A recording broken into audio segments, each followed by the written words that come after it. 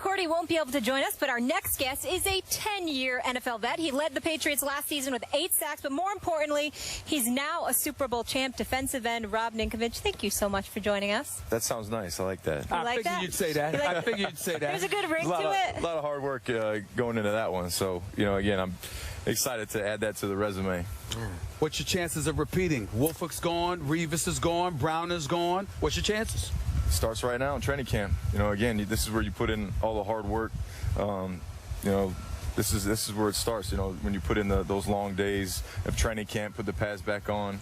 It feels good to be back out here with my teammates, and I'm excited. What's the mindset of the team right now with this whole Deflategate suspension hanging over the really issue? Just focus on what you can do. To be a better football player. For me, every day coming in, doing the best that I can to be a better football player. Even at year 10, I'm still learning, still trying to progress as a defensive end.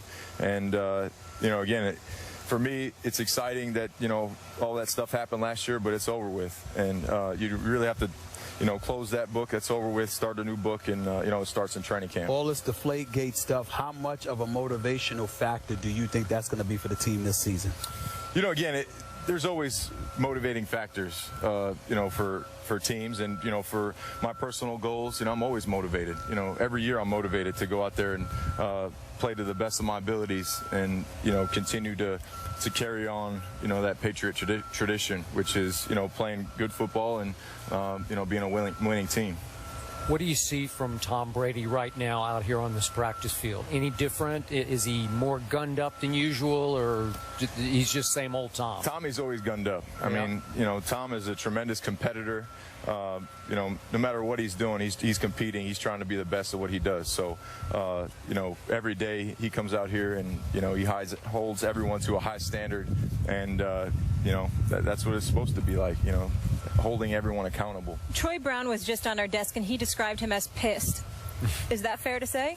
Again, like I said, Tommy is a tremendous competitor, and he's always competing, and he's always trying to be the best at what he does. How much will you indeed miss a Revis and a Brown? Again, every year there's going to be turnover in the National Football League. You see it in every single team. There's guys coming, there's guys going, and, really you just have to adjust, and you have to, work hard in training camp with the guys that are here and move forward. You know what? I think somebody's got a chance to knock y'all off. That's right. I said it. I said it. Right. I said it. Guess what? I'm looking at it. We were in Florida Park, New Jersey. I know they don't have. I know it's quarterback questions. Buffalo, New York, to a lesser degree Miami. But I think how tough it might be in the AFC East might be a little bit tougher than you're accustomed to because of the dominance that y'all have displayed. Won the last 6 AFC East titles. There's always every Sunday is a tough football game. Every team in the league has tremendous football players. So, to be a good football team, you have to practice well, you have to put in the time, you have to put in the effort, and I feel like we do that every year. We put in the time, we put in the effort, we do the things that you need to do to win in this league. So, again, this year's like no other year. We're just going to come out here and we're going to work hard, and we're going to go out there and play good football. But isn't it fair to say, Mr. Ninkovich, that it's really about the fact that you have Tom Brady? That's why y'all ain't worried. Isn't that fair to say? Again, Tom is a tremendous quarterback. I love Tom as my quarterback, and again, he's going to compete. He's going to do like he always does, and that's be Tom and play at a high level. Stephen A., this is the perfect New England Patriot. This is the perfect Belichick. All right. Totally. He can play. You've adapted to the Patriot way. No. That's who he is. Beautiful. That's who he is. I'm not mad at him. You can just pepper him with questions all day long, and he will continue. Well, we're running out of time, so I can't. I wish I could, because I got some questions about that defense. I'll be here all day. Come on now. Got to take it game by game. That's right. He can do that. One game at a time. That's what happens when you're a Super Bowl champion. Yes, congratulations again on that. And our tour is over, guys. Back in Bristol on Monday. I want to say happy birthday to our producer, Brian Bork. Thank you so much. How old is he, 50? Yeah. Is he 50? I think it's a milestone one. I think it's Dirty 30. Yep, I put you on blast. Sorry there. All right, back from Bristol, ESPN 2 on Monday. Thank you to the Patriots, the Jets, the Bills for having us, our little AFC tour. And thanks to both of you gentlemen for being wonderful as always. Have a great weekend. Thank you for making it out here, man. Thanks, Appreciate man. it, man. Thank you so much. This next story is one I really don't like having to have to report. Unfortunate situation again here. 49ers linebacker Aldon Smith arrested Thursday night for hit and run, DUI, and vandalism, according to the police in Santa Clara, California. This is Smith's third arrest for drunken driving. He was suspended for the first 9 games of last season for violating the NFL's personal conduct and substance abuse policy. Stephen A., it's becoming a pattern. Your reaction? What do y'all want me to say? I mean, I'm so sad for this brother. It's terrible. And what I'm about to say,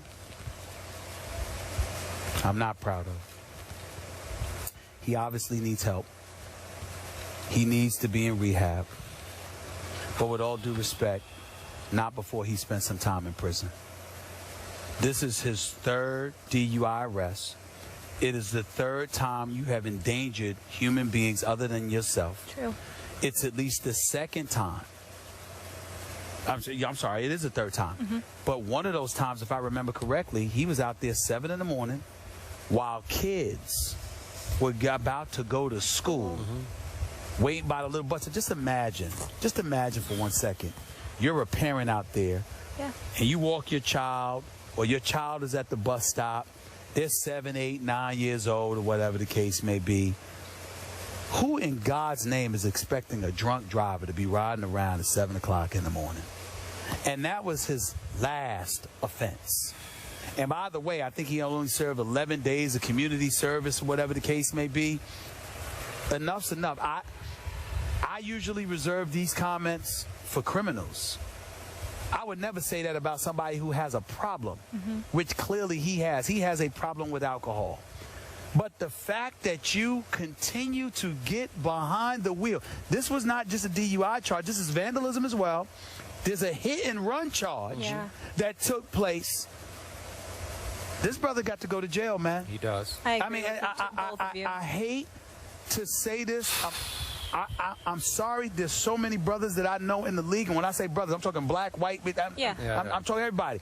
There's so many brothers in the league that I know, that I'm cool with, and I know how I'm going to be looked at. Now, I'm about the business of saving lives. Yeah.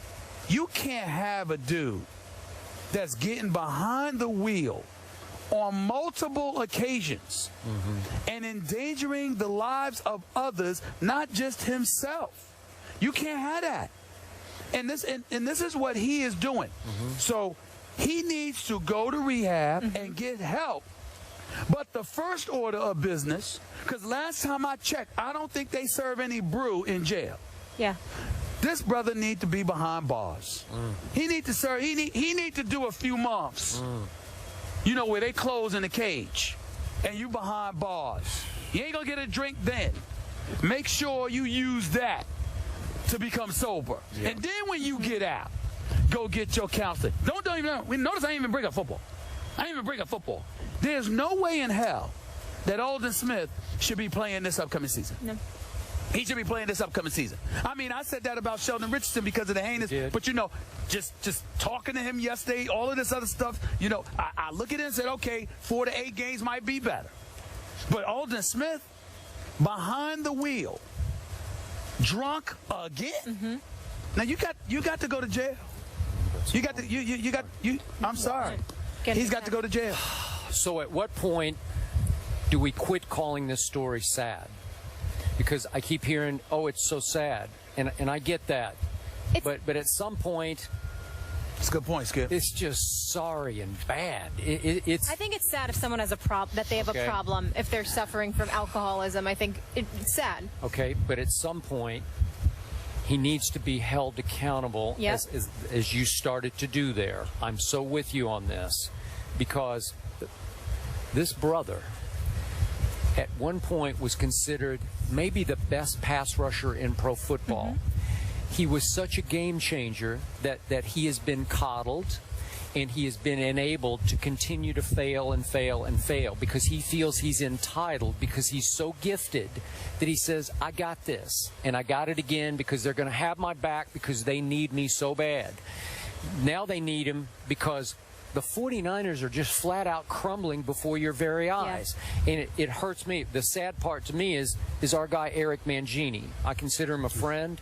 I love Eric. I've had my clashes with him, but I love him. And I respect him. I'm happy and proud of him that he's back in the NFL. Yeah, and he's the new defensive coordinator of this. With this, somewhere he'll today, make it work. He'll make it work. He'll make it work. But trust me, when he heard this news, I assume earlier today, he fell off his chair. I got all these problems, and I got that. Now I'm losing this guy. Well, it's that sense of arrogance. I'm above the law. I'm entitled. I'm above society. I don't play by the same rules you people play by. You know what? That could be it, Skip.